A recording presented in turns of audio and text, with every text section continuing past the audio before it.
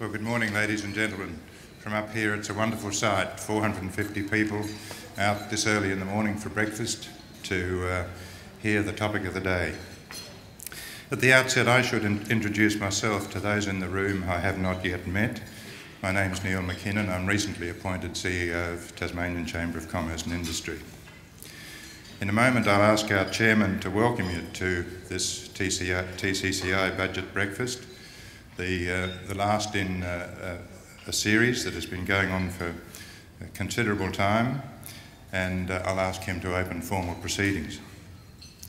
This morning you'll hear from a commentary from expert commentators and from the Premier and Treasurer, and have an opportunity to ask questions of the Premier and Treasurer.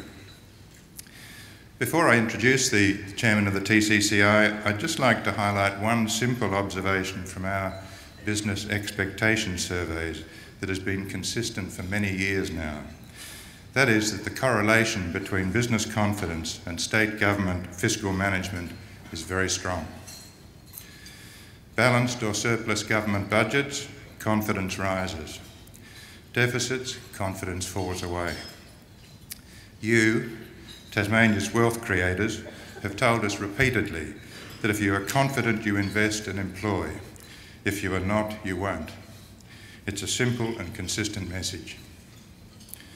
Ladies and gentlemen, the Chairman of the TCCI, Andrew Heap, who will open formal proceedings.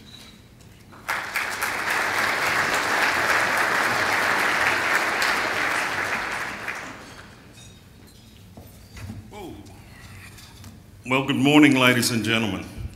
My name's Andrew Heap. I'm a Launceston businessman and I'm a proud member of the Chamber of Commerce and Industry in Tasmania. I'd like to welcome the Premier, Lara Giddings. Morning, Lara. Lovely to see you here. Did you have an early start this morning? I bet you did. Also on the head table there is Frank McGregor from Australia Post. Thank you for your support this year, Frank. Exciting times ahead for Australia Post, and we look forward to hearing about new services going forward for Australia Post. Mr. Ian Harper there from Deloitte, a member of the Greek Argument and Coffee Club, I'm sure, moving forward. A man who loves to discuss the economy and Tasmanian business. On table, I'll get my glasses on because moving along. On table 9 there, the Lord Mayor, Damien Thomas. Good morning, Damon, and the Lady Mayoress, Elizabeth Thomas, who I haven't had the pleasure of meeting yet. Good morning, Elizabeth. Mike Gaffney, MLC, Craig Farrell, Rob Valentine, and Dr. Vanessa Goodwin, good morning and welcome. And to the Leader of the Opposition, the Honourable Will Hodgman, and Jackie Petrusma, Elise Archer, and Matthew Groom, welcome this morning. I just mentioned that I'm a proud member of the Tasmanian Chamber of Commerce. I'd like to welcome along the board of the Chamber, and I'd like to congratulate firstly Neil McKinnon on the job that he's done over the last 2 or 3 months. Thank you, Neil. He highlighted there the correlation between business confidence and the state of the state budget. Fiscal management is an important consideration for all Tasmanian businesses. It's a great turnout this morning. There's over 400 people here. We'll go up to Launceston, my hometown, the Paris end. I'm expecting a big crowd there. And then up to Denford for dinner, and we will speak to the people there. Moody's commented yesterday that it is important, if you put a plan in process, to stick to it. And that is the message today for Lara, the Premier and the Government. We could argue about elements of the budget today, but what we'll choose today is to accept the budget and say to the Government, get on with the job. That's a message too for your Chamber of Commerce and Industry, and I stand here today in front of you asking for your support going forward.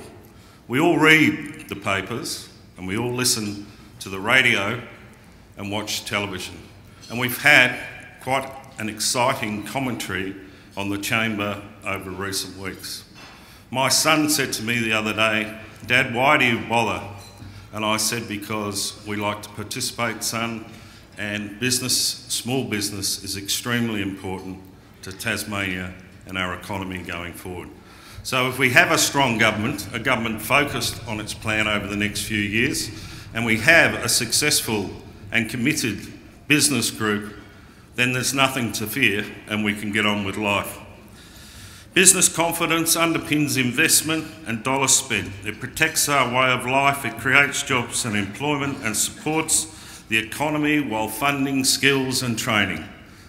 Now you can talk about that every day of the week if you like, but if you get it into action, then you will turn the economy around. We brought in a consumption tax, a broad-based tax many years ago, and our revenues have increased, and we've wallowed and we've celebrated with that wonderful income. But at the moment, in your businesses, in my business in Launceston, within the state government, at federal level, income is not on budget. Income has dropped over the last 2 or 3 years. And have expenses stayed the same? Yes, you bet they have. They've stayed the same and they've increased. So it is to all of us to look at whatever aspect of the economy we drive and to look at that income and learn how we're going to turn this economy around. It's different to the one in the early 90s. It's different to the one in 83, and I was just old enough to get a kick up the bum in 74. But this one is different. So from here to move forward, we need a strong state budget, but we also need business confidence and business to engage. We know, as Neil mentioned before, because 92% of our respondents to our business survey state that there's a direct correlation between the state of the state budget and business confidence. I'll just finish on what we will be doing this year at the Chamber of Commerce and Industry. We will be supporting new projects, whether they're large in the north of the state or whether they're small or medium. They're important. And Tasmania needs to look at Tasmanian shared value. We've heard about social conscience, we've heard about all these things, but the future is in what you would term shared value in policy and procedures. And I know that because that's what they're saying at Harvard, and you should always look to best counsel when moving forward. There's an opportunity here to transform our practice and our role of business in Tasmania. We can either sit on our hands, but Tasmanian business won't. We have a stable geographical location. We have a number of exciting things happening. Shared value is about linking business and the community and our families, and that's one of the most important things going forward. I haven't met you before, so I thank you for that 5 minutes. And I've welcomed the guests and sponsors, but I'd like to welcome Frank McGregor from Australia Post to the stage. Thank you, Frank.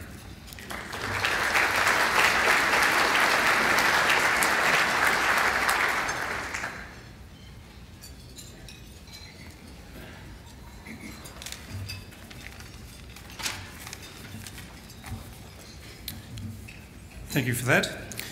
Good morning, Premier, Members of Parliament, ladies and gentlemen. Can I also recognise my colleagues supporting me here this morning in Mr Stephen Foster, the Manager for Letters in Tasmania, and Rex Turp, the Retail Manager for Tasmania. The TCCI breakfast luncheon is now one of the most recognised events on the business calendar, and Australia Post is pleased to be once again the major sponsor for this event. With over 200 years of continual service to the Australian people, Australia Post is Australia's oldest operating business. It also remains one of Australia's most trusted providers and brands. Now let me give you a glimpse of the current and the future of Australia Post. Letters continues to be the main business of Australia Post, and we're very proud of our service performance results of 97.6 delivery on time in Tasmania. Although we are experiencing a small decline in letter volumes, this is being made up with expansion in other areas of our business. Australia Post believes that if you can do something physically, it can be done also digitally and online. Australia Post is experiencing 12% annual growth in parcel volumes and there is no doubt that this is being driven by online shopping and the popularity of eBay. Last December, we delivered 3 million more parcels nationally than the previous year. And in fact, 70% of the parcels we now deliver are as a result of an online transaction. Giving customers delivery choices for after-hours delivery is also helping this business grow. Australia Post now has 2 retail superstores in Brisbane and in Melbourne, and we will be investing $500,000 this year in refurbishing the Cameron Street Post Office in Launceston to accommodate a new superstore that will provide customers with greater access, convenience and choice. Customers will be able to access an unprecedented range of financial, identity, travel services all under one roof and have 24/7 access to collect parcels. Australia Post has also launched the digital mailbox. We have delivered your mail physically for 200 years. We now can give you a choice to deliver them physically and digitally. I simply see it as the next wave. Finally, if you are in need of business, bill payment, communication or delivery needs, think of Australia Post. We have the largest physical retail network in Australia with more than 4,400 retail outlets. With more than 450 products and services, Australia Post connects you with your customers in Tasmania, Australia and overseas. I'm very proud to be working for an organisation that helps all people in Australia, being private citizens, private enterprise, large and small, and all 3 tiers of government. We would welcome the opportunity to talk to you about how we can work together to provide you with innovative solutions so you can enhance your experience with your customers. I'm looking forward to the Treasurer's talk today, and thank you everybody for coming along.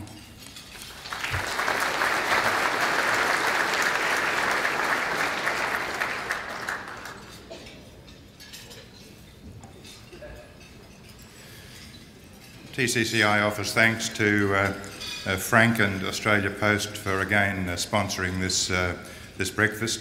I think it's at least the 5th year in a row and the sponsorship is much appreciated.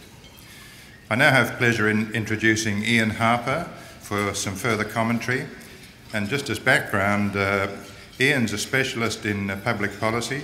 His experience covers financial market regulation, health policy and labour market issues. He's worked as an academic for 25 years before moving into full-time consulting. I've got a list of academic awards here as long as your arm. There's about 10 of them, all very worthy. He sat as a member of the Wallace Inquiry into Financial Markets. He served as the inaugural chairman of the Australian Fair Pay Commission, so he comes with a very strong pedigree. I also know that, having talked to him this morning, that he's married to a lady from the Paris end of the state, so welcome Ian.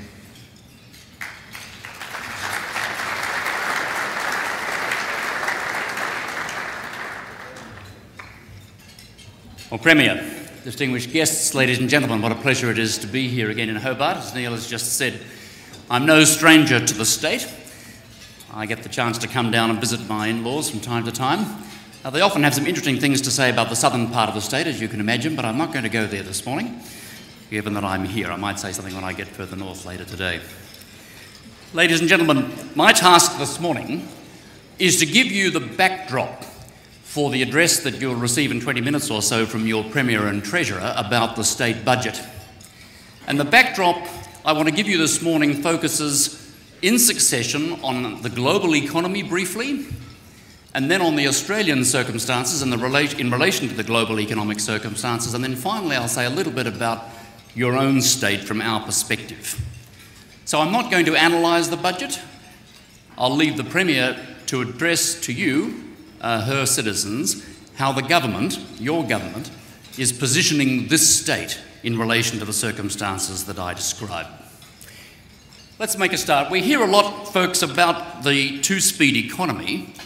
Here in Australia, I want to point out to you, if you weren't aware of it, that the two-speed economy we experience in Australia is just a reflection of what's happening elsewhere in the world. The chart that you can see up there behind me is a chart produced by the International Monetary Fund. It represents forecasts by the IMF. Notice a couple of things there. Firstly, notice the much faster rates of economic growth, and that's what these bars represent, The much faster rates of economic growth, obviously, in the emerging and developing economies. If you look carefully, you can see those bars there in grey. You might also see that over the last year or two, they've been slowing a little bit, it's true. Primarily the Chinese economy is slowing down deliberately in order to avoid an outbreak of inflation and wage growth in China. It's very important for the Chinese government to ensure that inflation doesn't derail the Chinese experience. It's not just China, there's very strong growth in the other developing economies like Brazil as well. Then if you look at the dark bars, the dark blue bars, there you see the advanced economies growing much more slowly than the developing economies and the emerging economies. Excuse me. And that too speed is reflecting itself very much in what's happening here in our own country. There you can see Australia marked out in the green, and you see that the IMF is forecasting for Australia growth above 3%, on average 3.5%, precisely the forecasts that our own Federal Treasurer released the other day. The other thing I would draw your attention to in looking at this chart, ladies and gentlemen, is that while the global economy, which is marked there in blue, that's simply the average, has been slowing over the last couple of years as an echo of the global financial crisis, there is no sign of global recession here. What's happening in Europe notwithstanding. The European economies are in recession, and that recession could in fact get deeper. A word more about that in a moment. But there's sufficient growth, certainly in China and Greater Asia, and in the other developing economies, and even in the United States, which is staging a very slow, but I think well-founded recovery. The United States is still the world's largest economy, and that, together with the growth in China and elsewhere in Asia, is pulling the global economy along. But there's no sign of recession. And I think that's reflected in our own economy as well. There's a lot of nervousness about what's happening in Australia, but can I assure you that at the global level, the aggregate level, there is no sign of recession. Let's talk briefly about the Eurozone, which is in recession. It's very hard to see how the Euro problems might resolve themselves. At base, there's a problem there that we recognise as Australians. Ladies and gentlemen, every successful federation in the world, and that includes ourselves, the United States, Canada, Germany, every successful federation of states is a stool that stands on three legs. Economic union, that is to say, free trade amongst the member states. Currency union, a single currency, and obviously political union. At the time of the federation of the former Australian colonies, prior to the actual act of federation, the individual states, colonies as they then were, often raised economic obstacles against one another. The Victorians were famous for raising tariffs against the New South Welshmen. Each of the state banks, as they then were, was on the cusp of issuing its own currency. And of course the colonial governments had not federated. Fortunately, the fathers of federation, and they were, ladies, fathers of the federation at that time, had the good sense to build into our constitution those three things. Section 96, no restraints on interstate trade. The currency and banking power transferred to the Commonwealth government, and obviously political federation. If you have those three things, then your federation is stable. The problem with the Eurozone, ladies and gentlemen, is that it is a stool that sits on two legs only. Economic union and currency union. The hope is that those two would provide political union, but there is no history to demonstrate that that will occur automatically. It is just as likely that the union flies apart as it is that it grows a third leg of political union. This is not news to our European friends. It's an experiment, and one that many people would wish would succeed. But we need to recognise, as I say, that it has inbuilt structural instability. We also understand how different parts of federations can grow at different rates, and you understand that very well here in Tasmania. If I can pursue this analogy just for one moment more, can I point out that the Australian dollar is overvalued for the Tasmanian economy, while at the same time it is undervalued for the West Australian economy. What that means, of course, is that economic conditions here are tough. In that sense, and please hear me clearly, in that sense only, is Tasmania a little bit like Greece within the Eurozone. You're suffering from the fact that you have a currency, you are part of a union for which your currency is overvalued, and that makes economic life very difficult for you here in the state. Our West Australian friends may well resent the fact that they have to contribute to the union at this particular juncture, but what's clear, or ought to be clear, is if, and I don't suggest that this is likely for a second, but if the West Australians decided that they would secede, then the Western Australian currency would immediately appreciate, and the West Australian economy would probably go into recession. That's what would happen to the Germans if the Germans were to allow the Greeks and the other southern European states to abandon the Union. You see, the euro is overvalued for the Greeks and the Spanish and the Italians and the Irish. It's undervalued for the Germans.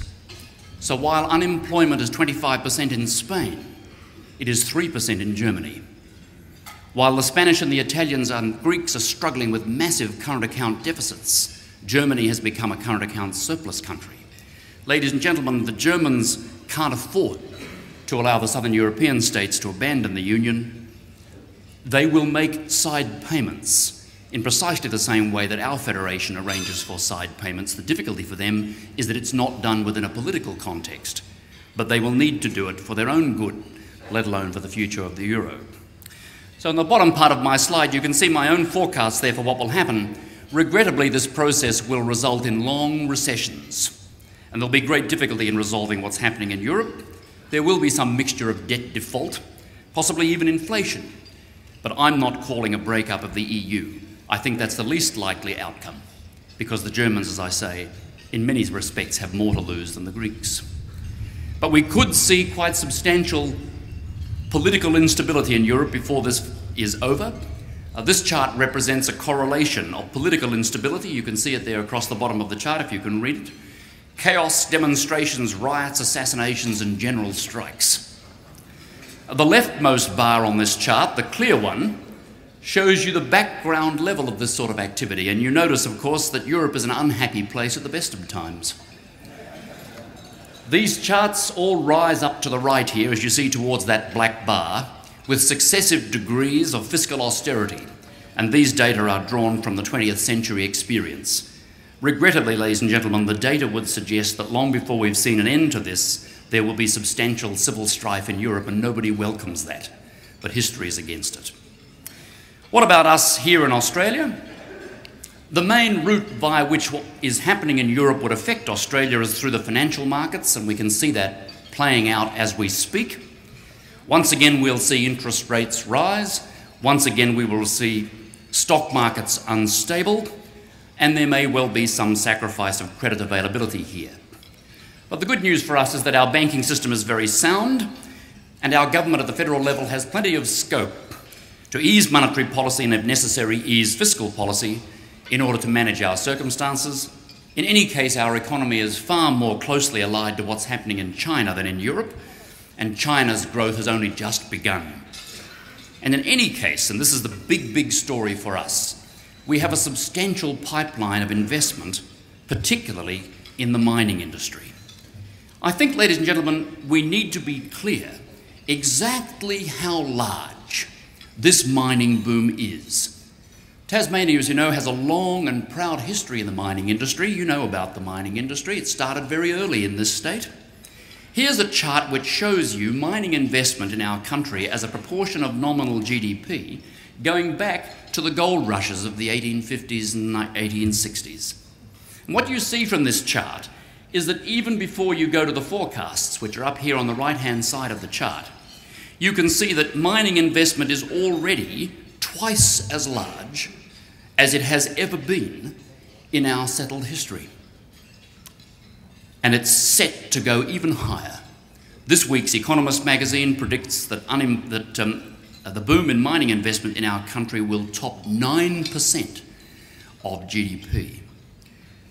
What this is doing is driving the Australian economy in aggregate in a way which we've never seen before.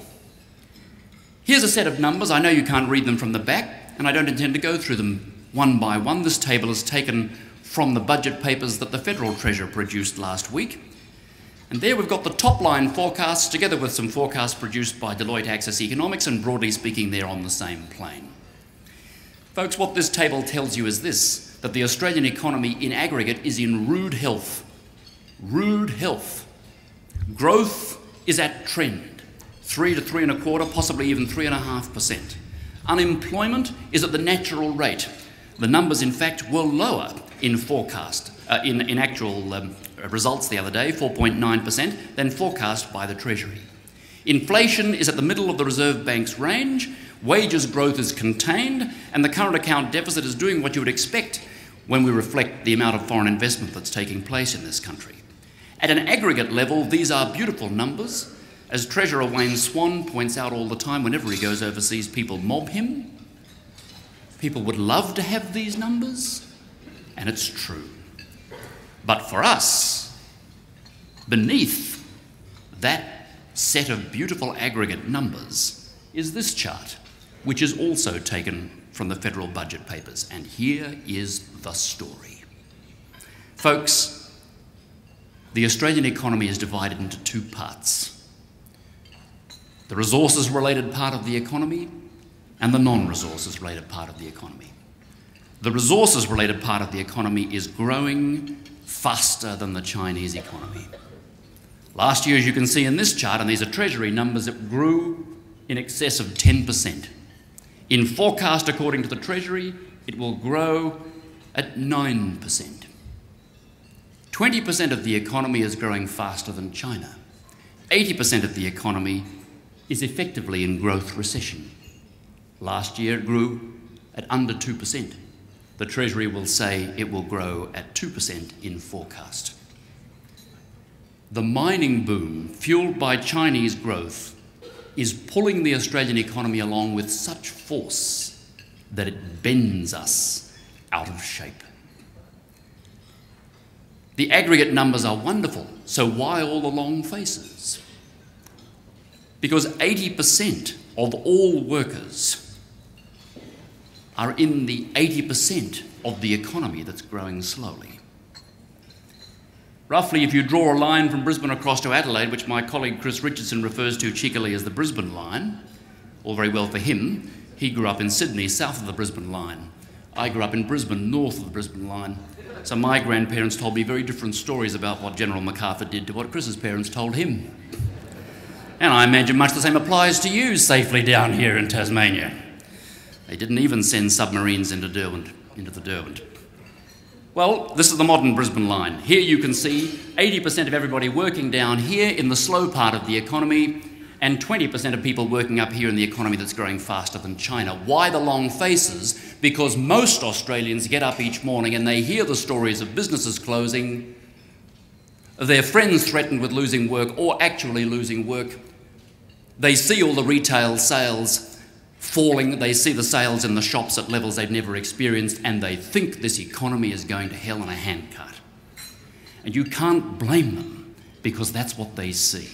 Folks, it's like the five blind Indians trying to describe an elephant. An elephant is like a tree. An elephant is like a hose. An elephant is like a rope. If you look at the elephant, you see that the aggregate economy is in rude health. But most people are concerned about the economy because of what they see. And this produces the result that we see here. People put their hands straight back in their pockets and they don't spend. When they don't spend, they don't pay GST. When they don't pay GST, they cause problems for revenue for all of the states. In a moment, you will hear your Premier and Treasurer explain to you how your government is trying to manage the difficulties that have arisen for you on the revenue front. It's a very difficult task. I don't need to tell the Premier that.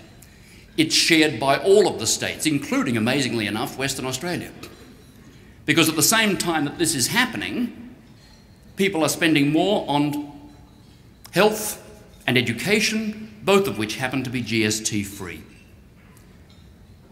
We face the need to rejig the state's finances in order to make expenditure match income. And that's not an easy task. Some final words now about the Tasmanian economy. Thinking about the two-speed economy, I don't need to tell you that Tassie's in the slow lane. But I want you to understand that you're in the slow lane in many respects, not because of anything you did. Those parts of the Australian economy that are in the slow lane are those that have trade-exposed industries that are outside the mining sector. And of course, here in Tassie, a much larger share of your gross state product arises from trade-exposed sectors like tourism and agriculture. These are the industries that are being asked to release resources for the mining boom, a mining boom which is of unprecedented size. They're being asked to release resources so that this whole thing doesn't end up in a burst of wage inflation and we all flame out. You are doing your bit, but it's hard. And therefore, of course, as the Premier pointed out the other day, you deserve your compensation through the income transfer mechanisms. That's what they're there for. And I think she was quite right to rebuke the Premier of Western Australia in pointing out how these mechanisms work and how you make your contribution. Population growth is the lowest that it's been here for a decade and ageing faster than the mainland. You know that. That is at least related to the circumstances because young people leave. They are being drawn away by the two-speed economy, and you have to manage your economy in the meantime. Unemployment is rising, workforce participation is falling, construction is weak, retail spending is still at levels below 2009. You know that. My message to you is that what you're living with is the impact of what's happening in China for the aggregate economy. The aggregate economy is doing fine. You have to manage what's happening in this state. And this is the issue that your government deals with. In the meantime, of course, what this produces is a falling share of the national economy for you. And you may well ask, where are all the jobs? Well, you can see from this chart, they're not going to be in manufacturing. This darker of the lighter blue lines here, that's your manufacturing industry. It will continue to shed jobs like manufacturing around the country. Not going to fall off a cliff, but it will continue to shed jobs. The lighter blue line is accommodation, food and restaurant services, which you might hope would grow, but they're trade exposed, they're tourism related. So you've got flat outlook for that sector. The dark blue line, agriculture, forestry and fishing, that's also trade exposed. Mining, a little bit of mining creeping up in Tassie once again, isn't that good news? And here wholesale and retail trade effectively flat. Oh dear. But there is good news on the jobs front in the areas that you might expect. Healthcare and social assistance, that's the green line at the top. That is the silver lining, pardon the pun, for the ageing of the population. It's okay, they're good jobs, they need to be done, and they bring revenue to the state. Public administration is this green line, the light blue one is education and training. This will be an area in which people spend more money, and Tassie has a very good education system. And professional, scientific and technical services also to grow. There's every scope for Tassie to be a smart state, like the other non-mining states, just north of here. You can do that, and the news is good. But the challenge that you face is substantial, ladies and gentlemen. And what I want to do is finish with this slide that just quickly summarises some data that are taken from your budget papers, which the Treasurer and Premier will speak about in a moment. It affirms more or less what I'd said, and these are the government's numbers, again matched up with our numbers there underneath. Your state will grow more slowly than the rest of the economy. You will have a higher unemployment rate than the rest of the economy. Your government is not hiding that from you. The explanation for that has nothing to do, in essence, with the government's policy here. It has to do with the circumstances we find ourselves in. At one level, it's terrific. The country is doing extremely well and will continue to do so for the next generation at least. In the meantime, though, it's very, very patchy. And managing that patchiness in different parts of the economy is an enormous challenge, one which I'm sure your Premier and Treasurer is up to as she brings you the budget right now. Thank you very much.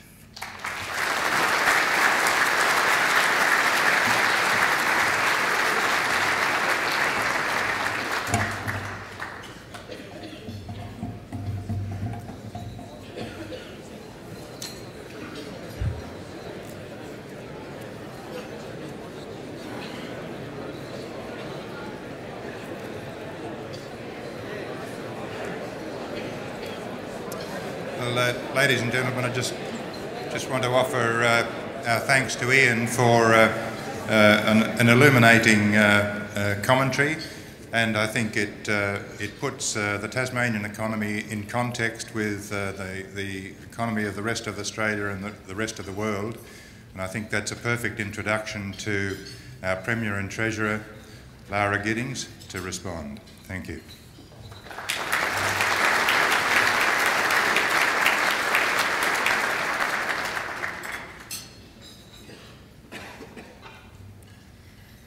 Good morning, ladies and gentlemen, and my parliamentary colleagues. What an inspirational presentation that was from Ian Harper. There are elements of my stomach churning in the early parts of the presentation, talking about Europe, and then a feeling of confidence growing as we see just what is happening with our nation's economy. And of course, the reality check at the end when you look at what exactly is happening here in Tasmania. So it is with great pleasure for me to be back here for my second opportunity to address a TCCI budget breakfast in Hobart, and I do thank the TCCI for organising this event once again. And also a big thank you to Australia Post and Frank McGregor for the long-standing support that they've provided this breakfast occasion as well. Last year was indeed a sobering experience, where strong decisions were required in the face of a $1.5 billion revenue loss. Since that time, economic conditions have softened and revenues have declined further. Returning the budget to a sustainable position is not something that can be done overnight or just in one budget, but it can be done, and we are doing it. The first part of my presentation here this morning will explain how we're making progress to repair our finances, and then I'll move on to the broader economy, which I know will be of particular interest to all of you here this morning. While the instinctive attention of the media is to focus on budget cuts, this budget still invests some $4.9 billion across government activities. More than 2/3 of this goes on our frontline services in health, education and police. We have also put further emphasis this year on helping Tasmanians who are most in need. We have limited electricity price increases for all Tasmanians, improved concessions and funded cost of living measures through the sale proceeds of Tote Tasmania. The budget also invests heavily in infrastructure, with $4.4 billion committed to new economic and social infrastructure that will make us a more productive and healthy community. As most of you would now be familiar with, Tasmania's financial challenges have largely emerged due to the unprecedented and continued downturn in GST collections nationally, which are the product, as Ian said, of a cautious consumer. What you see from this chart is that GST receipts flowing to Tasmania have essentially been flat since the onset of the global financial crisis and right through to the present day. The dotted line represents our forecast for GST receipts in last year's budget.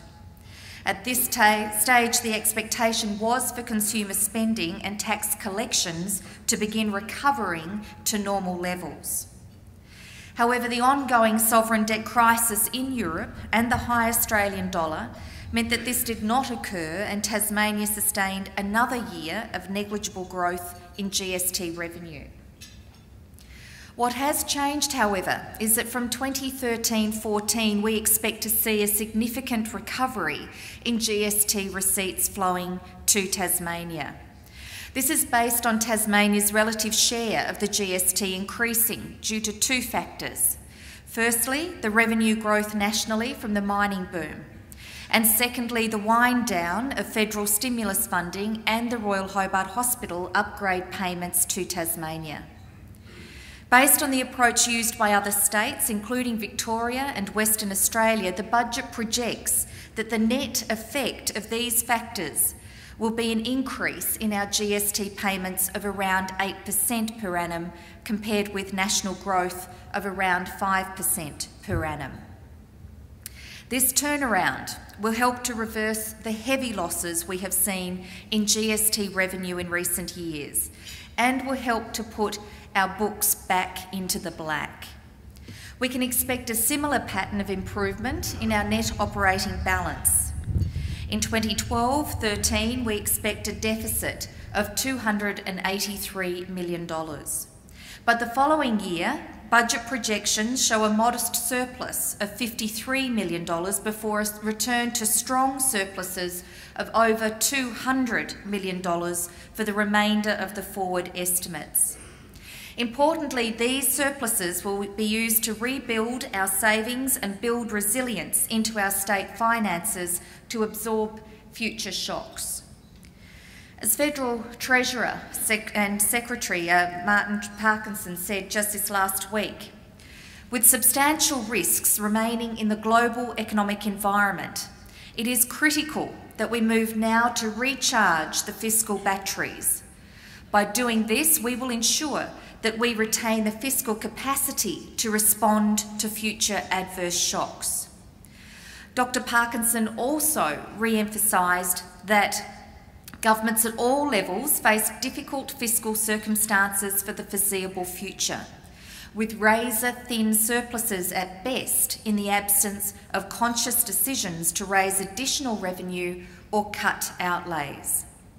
It is in this context that the government did make a conscious decision to put forward additional budget savings and impose some relatively modest revenue measures. As this chart from the Commonwealth Grants Commission shows, Tasmania is the second lowest taxing jurisdiction of all states and territories. The government therefore decided to increase some taxes in 4 areas where Tasmania's rates are well below the rest of the nation. These measures, to apply from October in 2012, will raise around $40 million a year. They include changes to conveyance duty, which will rise to a new top marginal rate of 4.5%, still well below the average top marginal rate across other states of 5.5%. Insurance duty, where the rate charged on contracts of general insurance will rise from 8% to 10% of the premium paid, in line with the situation in most other states. Duty on Motor Accident Insurance Board premiums, which will increase from $6 per registration to $20 per registration, the first increase for a number of years. And motor tax. Tasmania currently has the second lowest tax severity of all states and territories for motor vehicle taxes, and it is expected to remain competitive despite a 20% rise for light vehicles. Despite these changes, our overall tax competitiveness will still remain below most other jurisdictions. And while the budget has not sought to impose additional cuts on health, education or police, we also have pursued additional savings targets on top of those set last year. This will save a further $68.2 million over the next 4 years. Despite these additional savings and revenue measures, we have been unable to avoid a period of net debt. Budget projections show that net debt will peak at $134 million in 2012-13 and importantly will be eliminated by 2014-15. Had we listened to those who'd urged us not to reduce our spending and had we not made the strong decisions that we have, Tasmania would be heading for net debt of around $4 billion and interest in the order of $300 million per annum by 2016.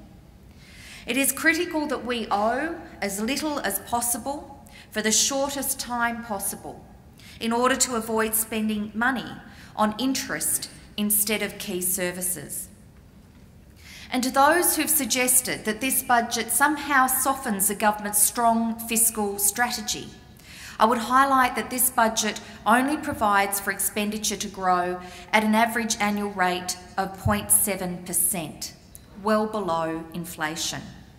This is the biggest fiscal consolidation of any state in Australia, and in real terms represents a reduction in the overall size of government. Importantly, on the broader debt and liability measure, Tasmania is showing very strong improvement, taking us to levels as robust as those recorded just prior to the global financial crisis. This measure factors in the government's unfunded superannuation liability, which we will continue to meet on an emerging cost basis. The ratio of net financial liabilities to revenue is also important because it is one of the benchmarks used by international credit rating agencies. So while the budget situation remains difficult in the short term, there are better times in sight, and the government remains on track to meet its fiscal strategy targets. I'll now turn to Tasmania's economy. Tasmania's economy continues to be structurally affected by the immense forces of the mining boom, the record terms of trade, and indeed the high exchange rate. The structure of Tasmania's economy, with our historical reliance on forestry, manufacturing and traditional agriculture, means that we are hurting more than others while the Australian dollar is so high. I encourage you to look at a speech earlier this week where the Reserve Bank's Deputy Governor, Philip Lowe, spoke about developments in the mining and non-mining economies. He observed that the recent rate of growth of the non-mining economy is estimated to be a bit less than 1%. In Tasmania, mining represents little more than 1% of our gross state product compared to manufacturing at more than 10%. It is in this context that the budget projects estimated growth in gross state product to be around 1.25% in both 2011-12 and 2012-13. While this growth is modest compared to recent years, it means our economy is expanding, not contracting. Indeed, there is reason for optimism if consumer confidence recovers more quickly, along with an associated pickup in housing activity. With an improvement in business confidence and the possible confirmation of some new large projects, this could see the potential for economic growth to improve by a further 1% to 2.25% in 2012-13. However, it is clear that on most measures, Tasmania remains in the slow lane of the two-speed economy. Tasmania's economic performance has not matched Australia's, as Tasmania is not a major exporter of high-value minerals or metals. Therefore, there has been little supply of goods or services from Tasmanian firms to mining and related businesses in the resource-rich states.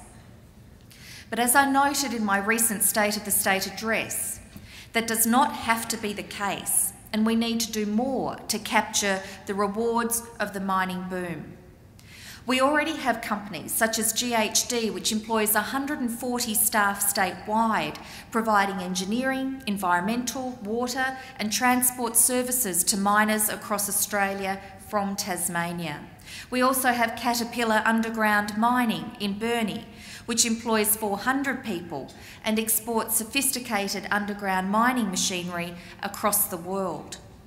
It is by exploiting these kinds of opportunities and investments that we can create jobs and build a stronger and more diverse Tasmanian economy.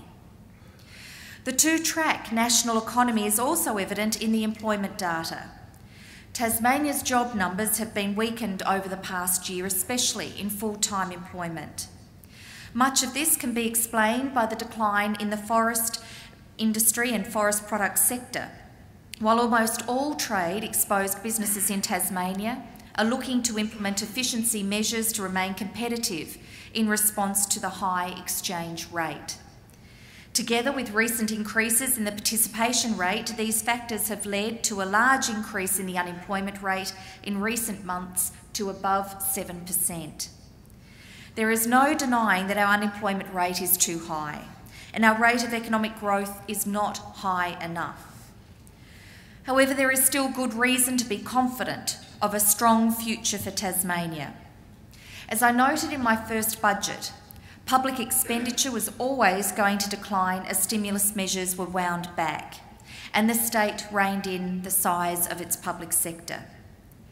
Yet the private sector, across both households and business, has more than offset this decline. Private sector spending, rather continued government consumption, is the true measure for a self-sustaining recovery in the Tasmanian economy. Tasmania's private economy is now growing in excess of 3% and faster than any non-mining state. We have now seen household consumption grow for 6 consecutive quarters, recording an annual growth rate of some 1.7%. However, I accept that much of this is not flowing through to traditional retail due to the impact of the high dollar and the rapid growth of internet shopping. The other factor behind Tasmania's resilient private sector is investment. We have now had 7 consecutive quarters of growth in private sector investment, worth some $4.5 billion over the past year, and also growing at a faster rate than any other non-mining state. Local businesses have invested more than $1.4 billion in machinery and equipment over the past year, at a growth rate more than double the rest of the nation.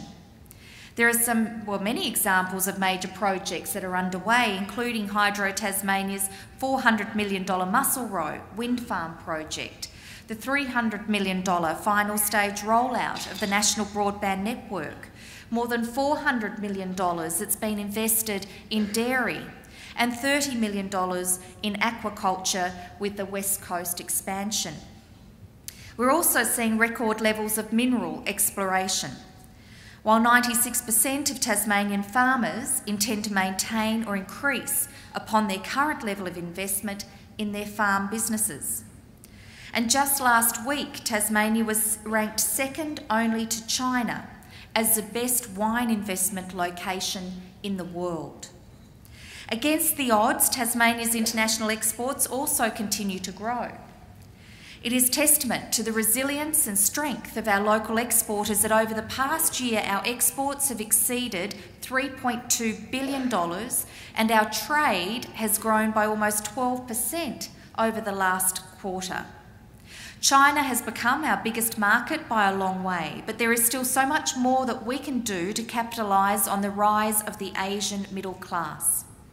We are in the right part of the world at the right time. In order to maximise on this opportunity, we are commissioning a white paper on Tasmania's place in the Asian century.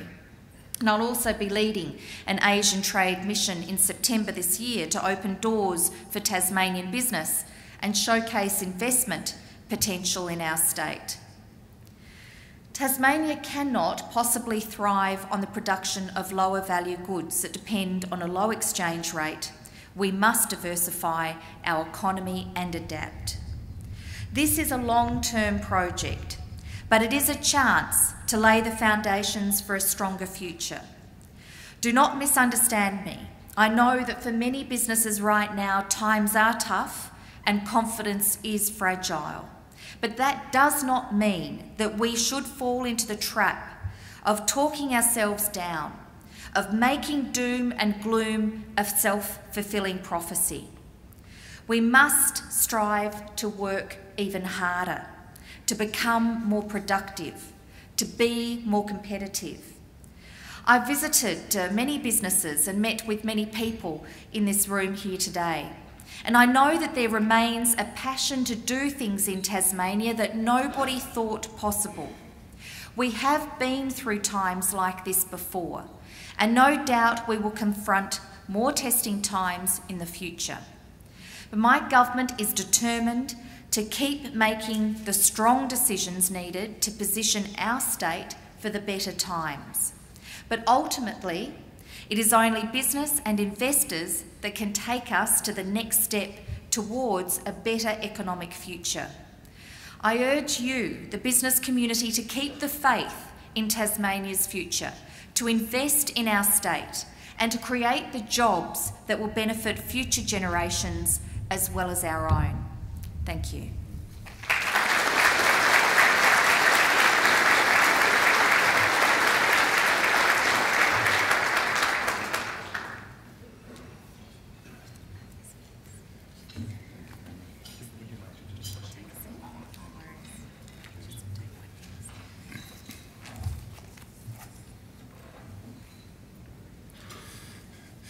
Thank you, Premier and Treasurer, for frankness and clarity in the presentation of your budget. One of the things you did highlight, Premier, was the need for a transition and increases in productivity. We commend that from TCCI. We commend that very strongly. We also recognise the establishment of the Regulatory Compliance Unit as part of DED, so rest assured, as part of our attempt to lead the attack on productivity, we as the peak body will be talking to all industry bodies to say, and all employers to say, what are the impediments from a regulatory point of view that you would like eliminated? We want to gather those and feed them into your unit as our attempt to make the first steps into dramatic changes in productivity. Thank you for that. I'd now like to ask Andrew Heap, TCCI Chairman, to introduce the panel for the Q&A session and explain the process. Thank you.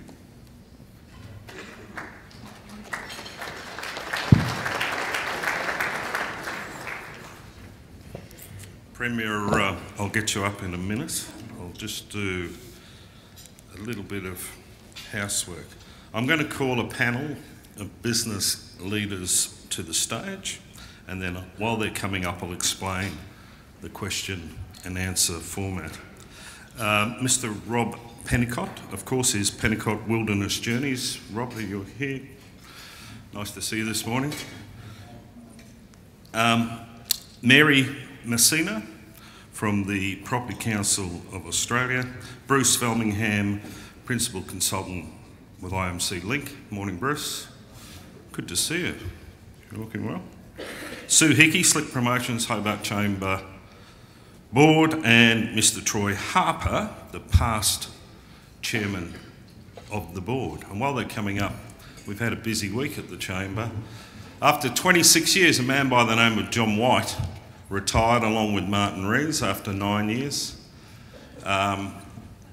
This was a technicality with our constitution, but while we're getting seated here, it's just interesting to note that we will change to a more representative, from a representative board to a skills-based board going forward to represent business in Tasmania. The old adage of representative boards probably needs to be put to bed, and we're going to have that argument going forward.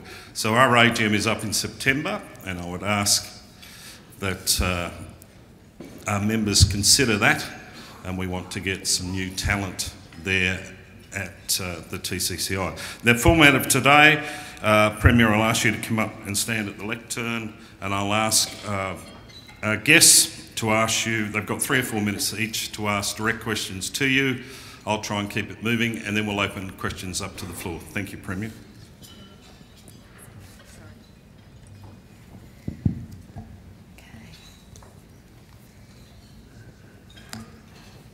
Who'd like to start with the questions? Bruce?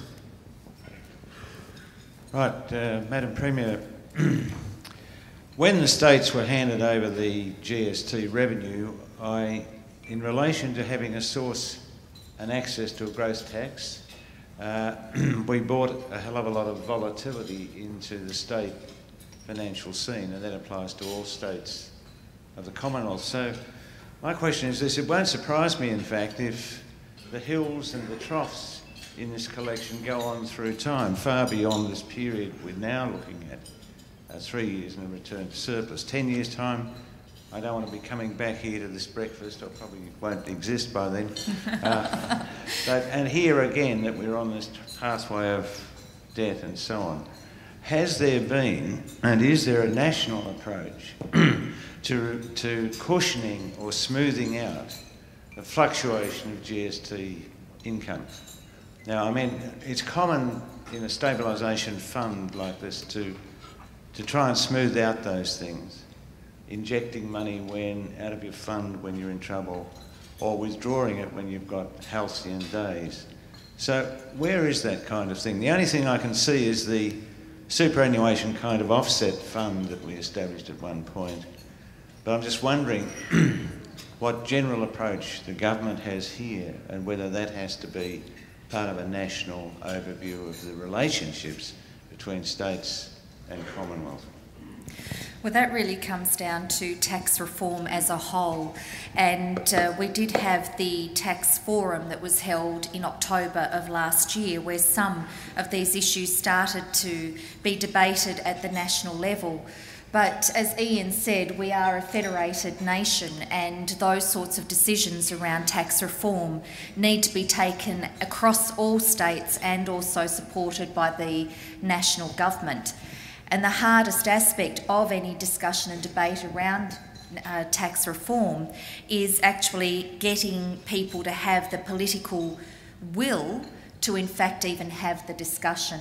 And I must say that is a point that I've found frustrating in my discussions with premiers, treasurers, prime ministers, in terms of trying to get that debate really up and going around Australia and at that state level, the state's taxation needs into the future. As it is, there doesn't seem to be much appetite anywhere for much discussion around GST, but GST certainly was meant to be a growth tax, and it's certainly been hitting states hard with the way it has not been growing in the manner we thought it would continue to do so. Premier, good morning. Troy Harper. Look, would you be able to explain in layman's terms, the budget's premised on the fact that you have used a revised calculation of GST, one that's about $750 million higher over the next 4 years than the federal government's predictions. We have a debt position, not a net debt, but a debt position of $1.1 billion next year. If we have a shortfall, or if, for instance, our figures are wrong, we're close to $2 billion, that'll be nearly 45% of the budget.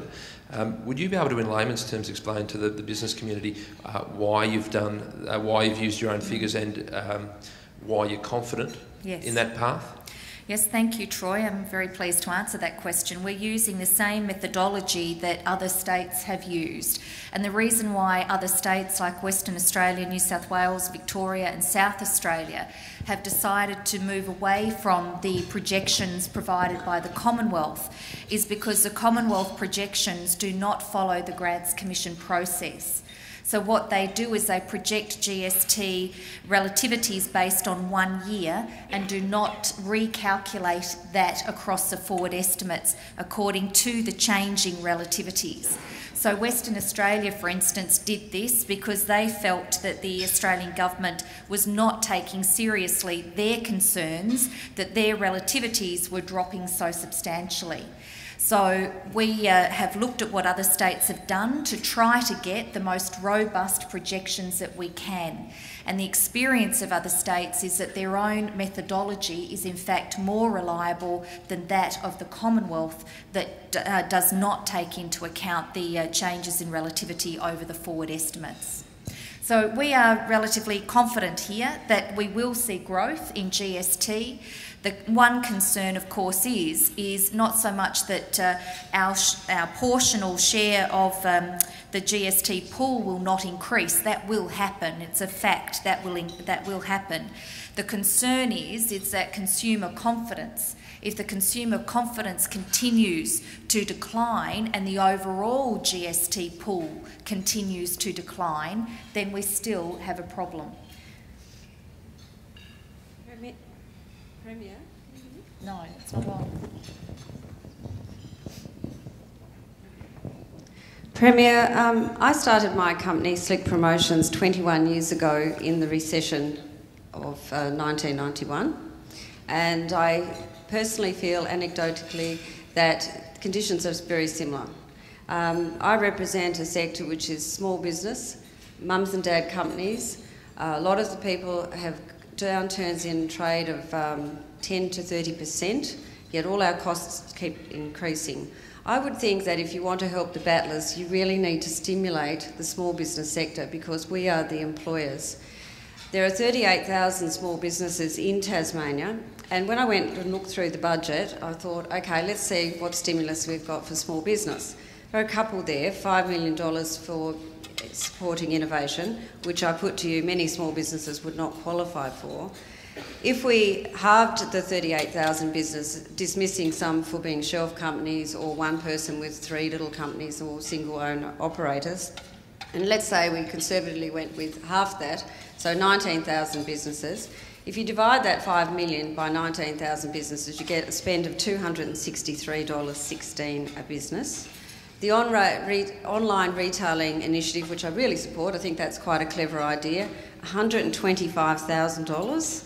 I mean, that's pathetic. We use that same formula of 19,000 businesses, it's $6.57 a business. I don't know of any training package that can be delivered for that. So that means a lot of businesses are going to miss out on these. And yet $700,000 can be spent on stopping plastic bags, which is something that I think may have been, it's not a lost cause, but we should put it off to another time when it's not so tough. We have people who are mortgaging our houses to employ other people, and we won't do it in times of fear and doom and gloom. We simply can't afford it. A lot of people go to bed at night wondering if, how they're going to make ends meet. One of my friends said to me yesterday, we made $7.92 profit last month. I said, did you manage to pay your wages and yourself? And he said, yes. I said, well, that's not all bad then. But that's ridiculous. We can't keep going like that. If small businesses had some incentive to employ people, just, one person for, say, 10,000 businesses, they all need a desk, they all need a computer, they all need a phone, they all need training, they probably need a uniform, they will need tea bags, and they'll need toilet paper. It is the ideal way to stimulate the economy, but I don't see anything in this budget that really supports that. Well, one of the biggest concerns that I'm hearing from small business is that they are worried about their increasing costs, and one of the biggest increases in costs at the moment is in electricity. And so we were very pleased that we've been able to pass through some of the benefits of the new carbon economy that's out there that was flowing through our hydro businesses, pulling that through to the consumers. And that benefits small business as much as it does the mums and dads. And that's a $37 billion hit to potential revenue that we otherwise would have. So I think it's important to look at all of these various measures that we've got in place and how it does impact small business. You are quite right as well that we do have a $5 million program around our Innovation and Investment Fund, which under a similar fund helped stimulate a further $20 million worth of private investment and helped create hundreds of jobs across the state, mostly in small to medium-sized businesses. So we do see that as an injection there. We also are investing some $950,000 in the Ernesto Ciroli Institute Foundation, which is about working at the micro to small business level, particularly in townships like Georgetown, Scottsdale and Smithton, which are doing it the hardest with the downturn in forestry. So that's aimed very much at your sector. So I think that this is a budget that's trying to strike the right balance between helping those people most in need, helping small business, helping to stimulate the wider industries, because this is a budget which from the state perspective is continuing to invest in large infrastructure projects as well. So we've tried to strike that balance. It's easy to always point to one or two little programs and say, well, you could have spent that money differently. It's also about trying to build Tasmania's brand, which is important for business, it's important for tourism. So things like banning of the shopping bags, or the other two, which are small as well in the scheme of things, in phasing out sow stalls and phasing out battery hens in Tasmania. They are small things on the side, but can potentially be quite powerful in terms of helping to promote Tasmania's brand as a high quality production place, particularly in the fine foods and the fine wines, which then help small business, help grow that sector. Premier, firstly, let me thank you very much on behalf of the property industry for keeping the land tax reform measures. We were very pleased to see that, though I'll not pass comment on the stamp duty increases at the moment. I'm pleased that you've acknowledged and acted on the electricity hikes. However, in your budget speech, you said there was little else you could do about the spiralling cost of living. I'd probably argue that there is probably more that you can do. You can refer the issue of local government reform to the independent umpire, the Local Government Board, and save consumers $90 million a year. And you can put legislation into Parliament removing the tens of millions of dollars in dividends due to be paid to local government from water and sewerage corporations and give consumers a break of around $65 million a year. Premier, the question I have is, why won't you do this? Well, there's a couple of reasons for that, Mary, and I do start by thanking you for acknowledging that we have not increased land tax or payroll tax as two significant taxes that really do hurt business in this state, and we have tried to, again, strike the right balance when it comes to those elements of revenue raising as well. In relation to local government reform, water and sewerage reform, we are still pursuing water and sewerage reform, and you will see a single state body emerge, and we're in the process now of working with local government around the governance and getting the legislation prepared that will see that reform come into place.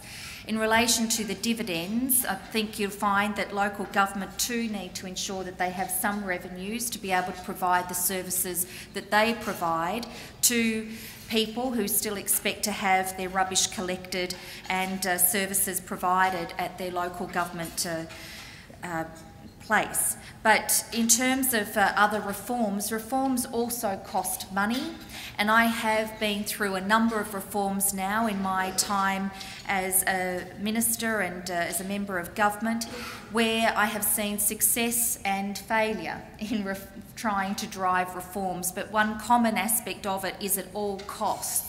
So yes, we are continuing the conversation around local government reform. We are working with local government in relation to that. We are continuing to work on water and sewerage. We're continuing to work on planning reforms as well. And I acknowledge that for some that's not fast enough, but it is also, again, trying to bring communities with you and do so in a constrained environment where we don't have a lot of money to fund reform to actually make that occur. So you will see in the budget that we are in fact funding reform in our own backyard around energy businesses. There's I think $1.5 million in the next budget which will help us to pursue our own reforms in that regard. And we have protected the funding that we've put into planning reform that was put in last year's budget. Hi Premier, look, I'm up here sort of representing tourism, and definitely it's a bit of a bang for buck, how much you spend to how much we can get back. We took a big kick in the guts last year, as a lot of areas did, and I think with the way Tourism Tasmania have restructured to become a more fine-tuned machine, it's probably a good thing in the longer term. I thank you for the $5.2 million extra for major events. I think that will continue the success of, you know, the Women's International Tennis, Mona Foma, and, you know, the other things, and to give the same amount of money last year for tourism destination marketing programs. So that's very good. Also, the $12.5 million, $12 million for the 3 Capes for regional tourism will be very good, and the economy as a whole. I do think also the $5 million government innovation and investment program is very good. I think that's going to make a big difference. But I think between that and also the amount that you give for tourism, where you can really gauge results, what I would really like to see, and ask the question that I think it would be a really good idea to put a method in to get the results to prove for next budget more funding, so more money gives a better bang for buck, and I'd really like to see that happen and ask if that was possible. Well, thank you, Rob, and I thank you also for understanding the support that we are putting in for the tourism industry as well. And it is significant when you do have cuts that are occurring across government and you do have services affected by those cuts in key areas like health, like police, like education, that you're still able to quarantine an area of government like tourism marketing from any cuts. But we've done that because we understand the importance of that marketing dollar in helping to drive tourism and the promotion of Tasmania as a whole. What's really important in relation to that, though, is that we make sure we're using that funding the best way possible. And there is a whole new world out there that rapidly is changing when it comes to the digital world. And we need to make sure that we're harnessing the best methods that we can of using the Twitters, the Facebooks, the blogs, the different travel websites and the like as best we can to promote Tasmania's product, because that promotion is going worldwide. And we ought to be able to buy a lot more with our dollar than we have in the past with targeted tourism marketing. So I'd certainly, in terms of the question that you raise at the end of some form of accountability and ensuring that we are getting and maximising the most out of that funding, I'd be happy to raise that with the Minister and see what can be done and what accountability can be shown to help maintain that confidence within the tourism industry. Bruce, have you got another question? No? I'll pinch the mic back off you then. Ladies and gentlemen, will you thank the panel for me by putting your hands together? Thank you.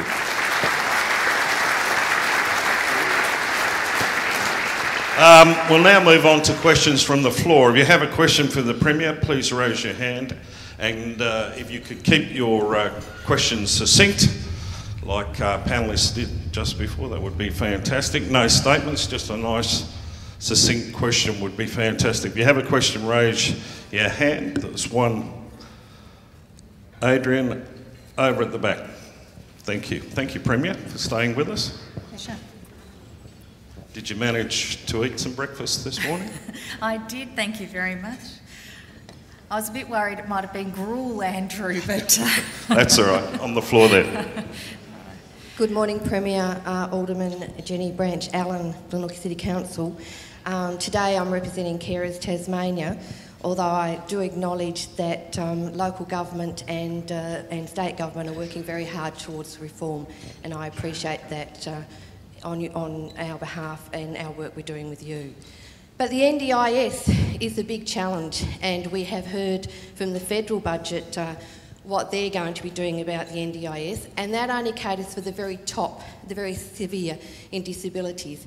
And a clear message has been given to states that they are going to have to take up the challenge for the others that will not meet the requirements for the NDIS scheme. I would have liked to have seen in this budget us start that discussion and work towards the very disadvantaged through disabilities that exist in this state. And I want to ask you to take on that challenge very seriously and work for our disadvantaged in the area of disabilities. Thanks, Jenny, for raising NDIS, and what I can say about that is that at the national level we've not actually decided yet what the eligibility criteria will be around a national NDIS, so there's still a lot of work to be done between the Commonwealth and the states around eligibility. What I would also say is that the Commonwealth recognises that Tasmania has one of the higher ends of investment in disability services already, and the Federal Minister has made mention of that a number of times in public, which has given me some hope that too, in that recognition that we're already funding disability at higher levels than other states, that they will recognise that contribution and will work with us on having a trial site here in Tasmania for the NDIS as soon as possible, taking into account the funding that we already have on the table. So I'm looking forward to working with Jenny Macklin, and hopefully we will see Tasmania as one of those test sites for this very important national reform. Thanks, Premier. On the floor again. Yes, good morning, Premier. Congratulations on your budget. I'm Janice McKenna, CEO of Carers Tasmania. I'm actually representing 69,500 hidden workers. And again, in this budget, we have seen no money to give those hidden workers a voice and representation as all other industry bodies have. These hidden workers, these 69,500 carers, saved the Tasmanian government $1.26 million in replacement costs. Maybe it's time that the hidden workforce gave up their jobs. That would give the Tasmanian government an extra problem. So I just ask you, Premier, when is there going to be some funding? Tasmania lacks badly against the rest of the country from a state focus.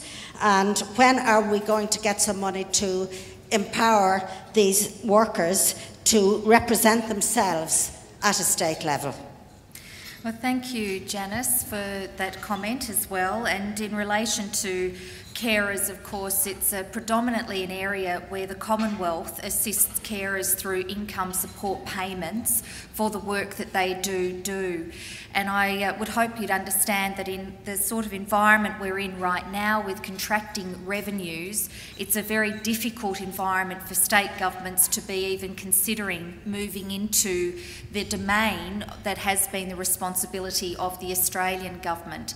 Now, I understand that doesn't give your people the comfort that they would be looking for, but we would certainly understand that they are part of the struggling Tasmanians that we are trying to assist when it comes to reducing electricity prices, the people we're trying to assist with the support that we're putting into our cost of living strategies, the energy efficiency strategies that we've got in place to help people try to reduce their electricity costs further, the support we're providing for crisis, which is an area that state governments do and have supported for many, many years, and we've put additional funds into emergency relief. We have also been able to work with NILS in recent times to assist people with no interest loans. So we've got to help purchase, for instance, more energy efficient heaters and other white goods. So we are in a number of different ways trying to assist those Tasmanians in our community who are doing it tough. Gentleman on my right. Premier, Chris Ward, Tasmanian Timber Engineering. We've had some excellent presentations this morning, including your paper.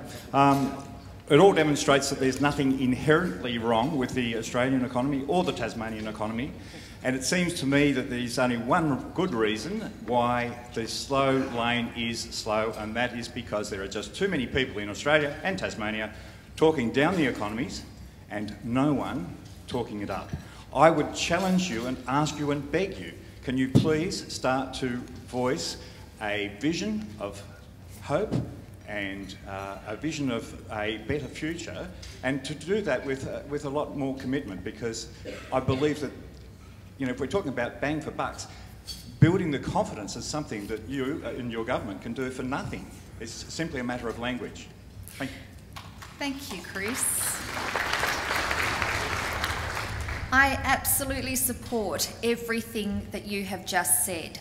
And it is up to each and every one of us to be confident. It is up to each and every one of us to talk about the strengths in our economy as well. And what I find frustrating is the louder voices that are out there talking our economy down, talking our state down, which means as your leader, as your treasurer, as your premier, I am constantly being asked to defend the place rather than being able to have the space and the freedom to talk about the strengths here in Tasmania.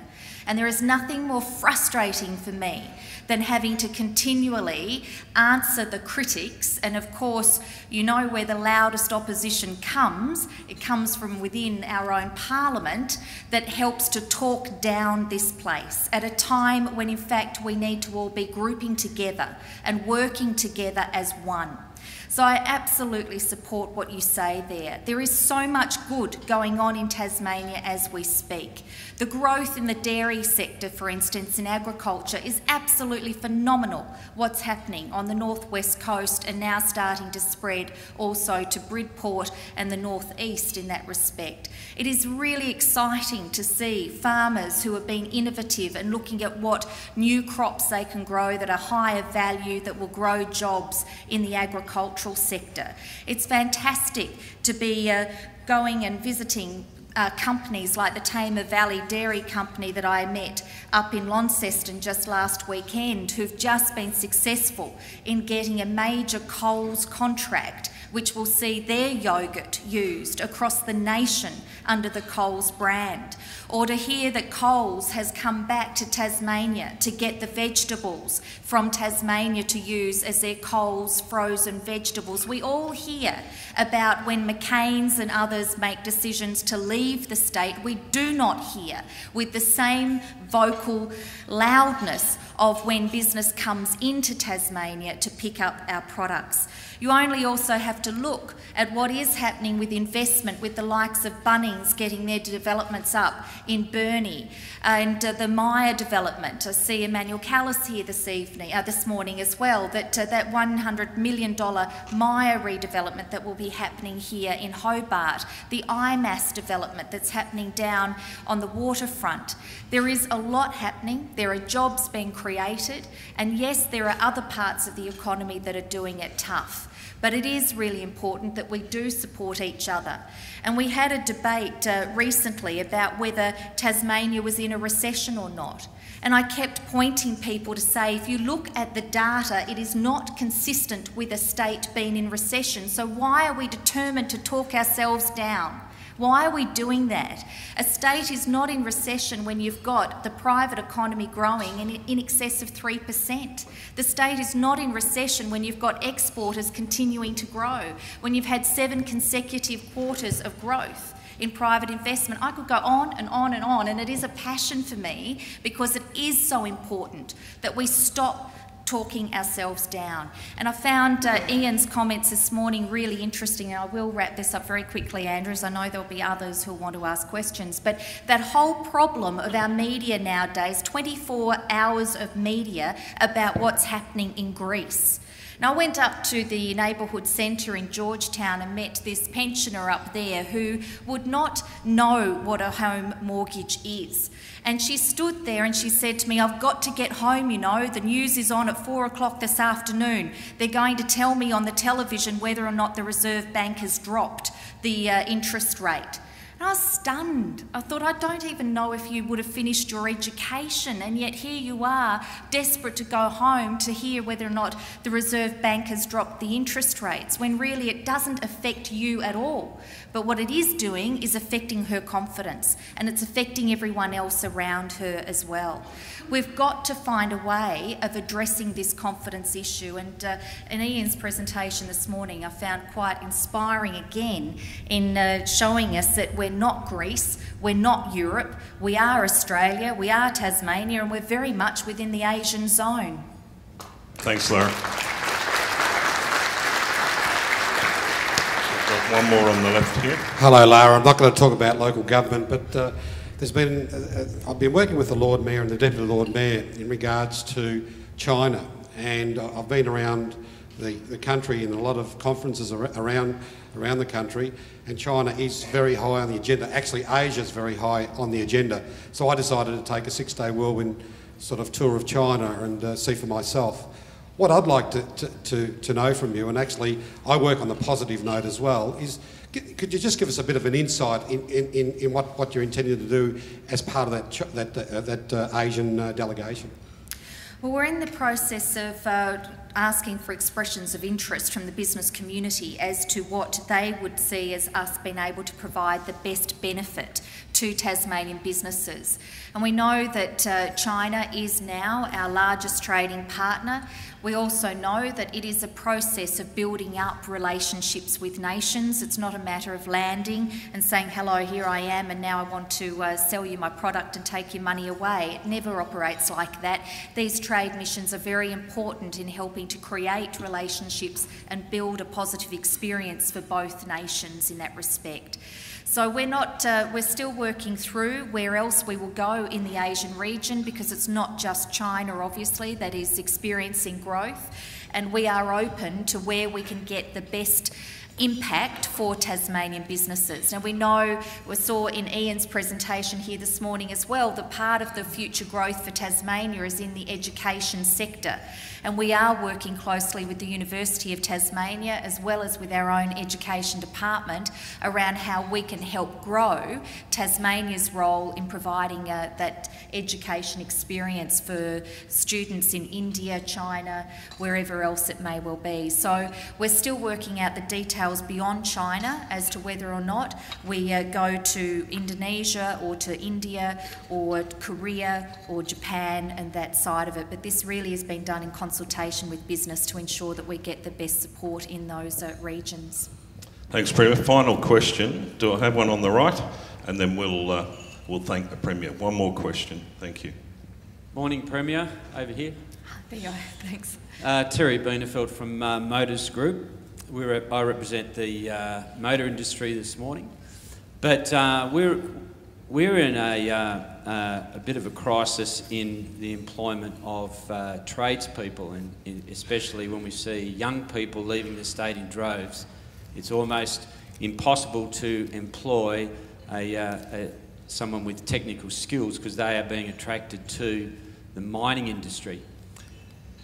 Last year, you removed payroll tax relief for the employment of apprentices for large employers such as ours, Incat, construction industry, which seems illogical with your government's policy in promoting young people and in employment. Has that been addressed in this budget? No, it hasn't, and I certainly have spoken with many people like yourself who have articulated that same point of view. It comes down to, again, trying to make the right decisions in the context of an entire budget. And last year we were dealing with the first initial $1.5 billion shock to the budget in lost revenues, and we had to make some tough decisions. One of those in the business sector was moving away from that trainee incentive scheme and instead replacing it with the payroll incentive scheme, which has helped to create jobs, but at less cost to government than the trainee incentive scheme. As I have said to your sector, that we will continue to monitor that, and it is one of those issues that still is very much in the forefront of our mind in terms of the impact.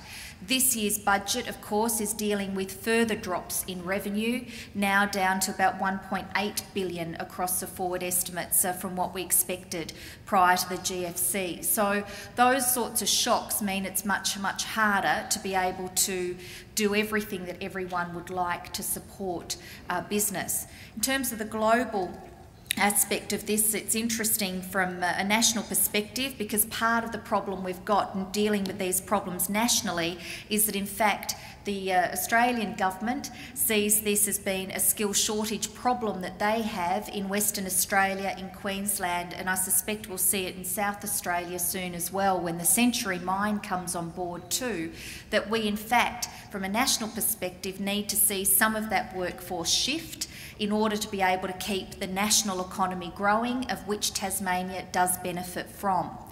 We, of course, want to see how we can tap into that mining boom without seeing our labour physically leave the shores of Tasmania. And that's what I would like to try to do, is work with Tasmanian business around how we can service the mining industry from Tasmania. I'm also, of course, aware that when you've got big dollars being provided elsewhere, it's very attractive to young people to leave and to experience a different lifestyle. But I'm also aware of those people coming back when they realise that that mining lifestyle might pay well, but it's not much fun. Ladies and gentlemen, can you thank the Premier and our panel? Thank you.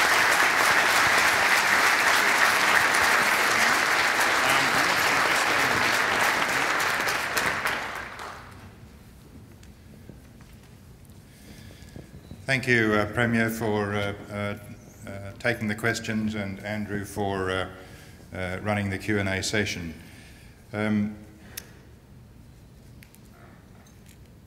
We have a couple of prizes here that have been donated by TCCI members today. Firstly, and I will ask the Premier in a minute to draw a business card from the barrel here. Is there anybody who hasn't got a business card in yet? I'm sure there's lots, but you better hurry. Is there anybody who's put their hand up?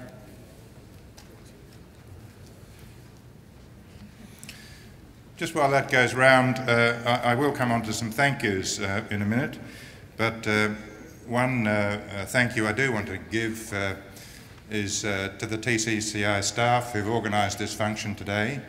For one reason or another, they might be feeling a little bit unloved at the moment, so I think it's very important that we recognise, firstly, Adrian Bold, who's recently come aboard and organised this function, assisted by Marie Colvin. But directly and indirectly, every member of the staff has had a role in putting on this function, which is quite an effort to get 450 people together in one room early in the morning. So I'd make acknowledgement of all of the staff who've participated in doing that today here, and also in Launceston and Devonport today, later on today.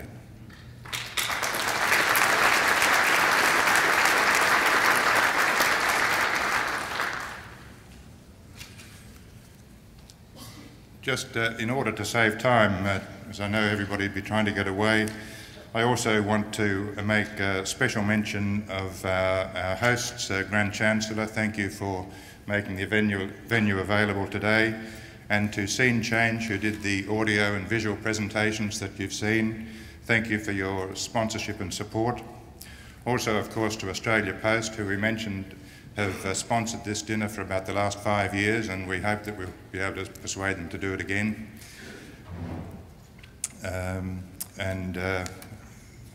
With that, we're just about ready to go. Two prizes. So there are two prizes. The first one is donated by Slick Promotions. Thank you very much, Sue, for donating that. It's a Jag men's watch to the value of $250, so it's well worthwhile. And the winner is Rob Greenwell, MSD Constructions.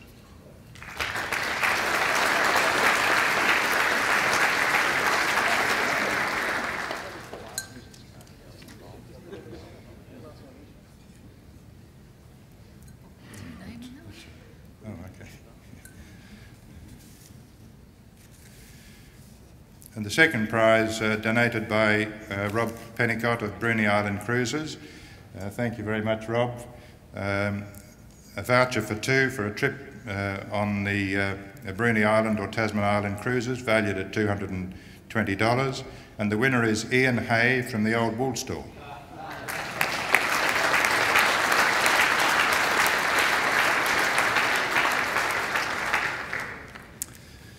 That leaves me one further thing to do, and that's to announce our next event, and this is an exciting one. We have a lunch coming up on the 18th of June, so save the date. It's with Lindsay Fox and Frank Costa, who are coming to Hobart specifically to talk to the TCCI and its members. Both of these are gentlemen who've started off with one truck or one market garden and now have billion-dollar businesses, so they will be well worth listening to.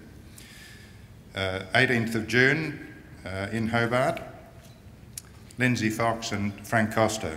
So please save that date. If you want any more information, there will be an invitation in your email box later this week, I think. If you want any more information, please contact Adrian Bold at TCCI. And so with that, I say thank you to everybody for your attendance and your support, and we look forward to seeing you again next year. Thank you.